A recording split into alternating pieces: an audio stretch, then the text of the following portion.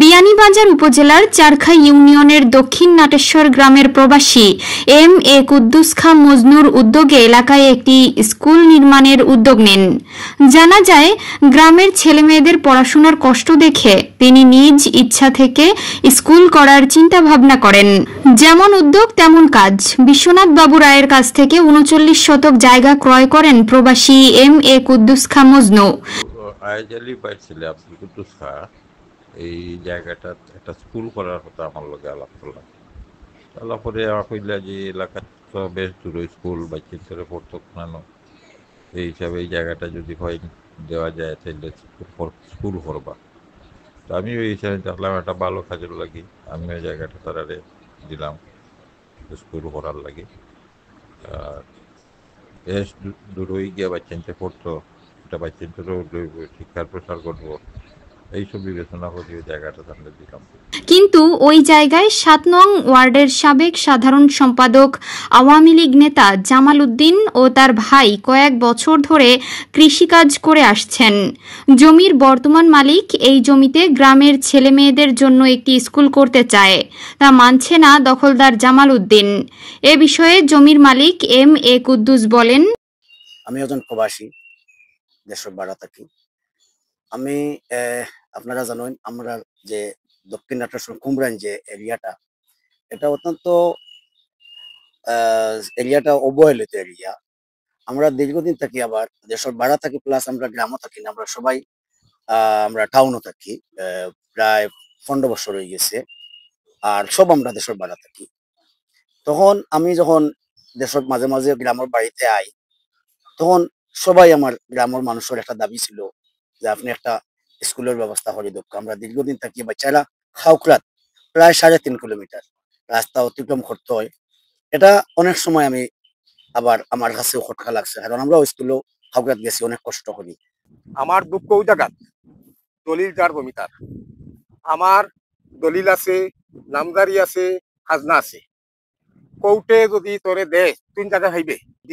ফজলু খান সাহেবের যে সময় জায়গা টান খাগড়া রাখি লইন বিষ্ণু রায় চৌধুরী উনি বেচছে। আমার হাতে এই দলিলের প্রথম সাক্ষীও আমি। আবার কোর্টে একটা মামলা পক্ষে লোহাখালীমও একটা মামলা হয়েছে, এবং মামলা হওয়ার বাদে জায়গাটা জব্দ থাকিছে। জায়গা জব্দ থাকার বাদে তাই ফিরিয়ে আবার জায়গাটা সইলিছেন। এই যে জমিটা কিনতে আব্দুল কুদ্দুস খান মজনুর একটা প্রাথমিক বিদ্যা স্থাপন করার লাগিয়া।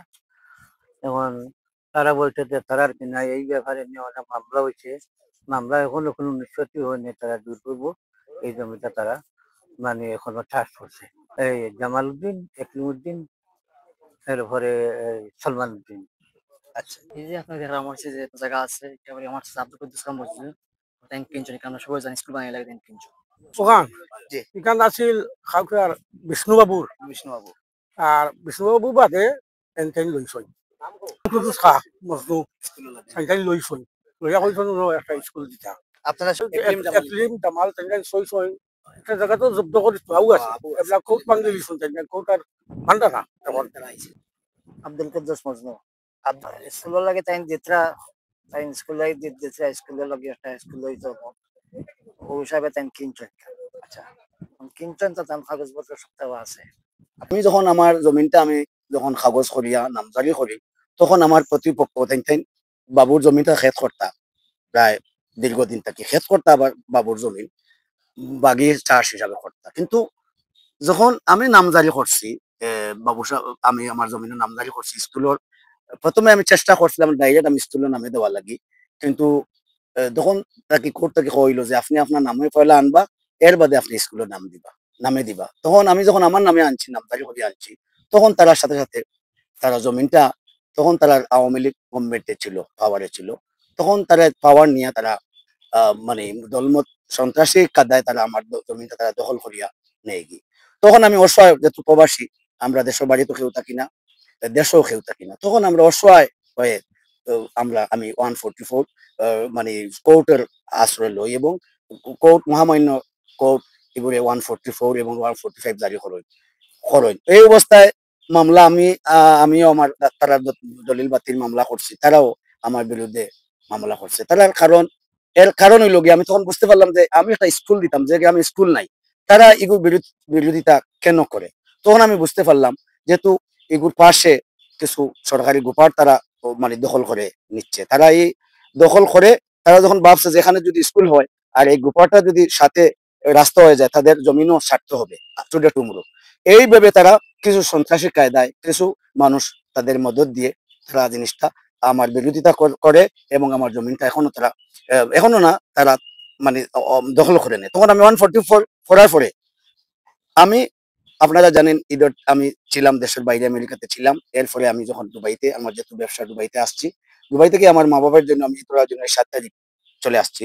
আসার পরে 2-3 দিন হয়ে যায়, হঠাৎ শুনলাম যে তারা জমিনটা আবার তারা আপনার জবরদস্ত দখল আবার করে নেয় এবং এটা আল চাষ করে ফেলায়।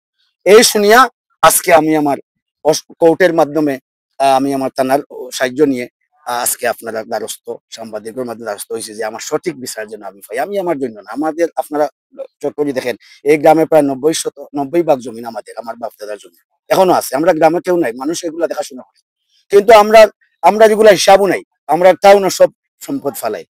আমরা তো জনগণের জন্য আমি স্কুলটা দিচ্ছি, আমার জন্য। আমার কোনো মানুষ, আমার বাচ্চা ছেলে মেয়ে, আমার আত্মীয়, আমার ভাই বাতুজা কেউ সবাই দেশ বেড়াতে, তারা কেউ দেশে থাকে না, এখানে স্কুলে এই গ্রামের মানুষ পড়বে। এই অভিজ্ঞতা থেকে, এই জিনিস থেকে আমি আসলে স্কুলটা গ্রামের নামে আমি দান করছি। কিন্তু তারা বিরোধিতা করে আমার এই স্কুলটা তারা বিরোধিতা এখনো করতেছে এবং আমার 144 ওভারটেক করে তারা ভায়োলেশন করে তারা এই জমি চাষ করছে। এর প্রতিকার চাই এবং সঠিক বিচার চাই।